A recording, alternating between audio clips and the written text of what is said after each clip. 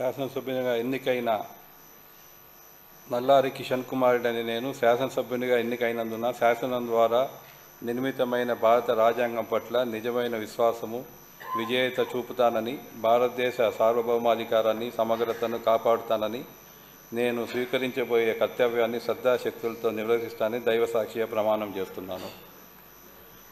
ఆంధ్రప్రదేశ్ శాసనసభ సభ్యుడైన నల్లారి కిషన్ కుమార్ అనే నేను సభ నియమావళికు కట్టుబడి ఉంటానని, వాటిని అనుసరిస్తానని, సభ మర్యాదలను పాటిస్తానని, సంప్రదాయాలను గౌరవిస్తానని దైవసాక్షిగా ప్రమాణం చేస్తున్నాను. శ్రీ కృష్ణ చైతన్య రెడ్డి పూత.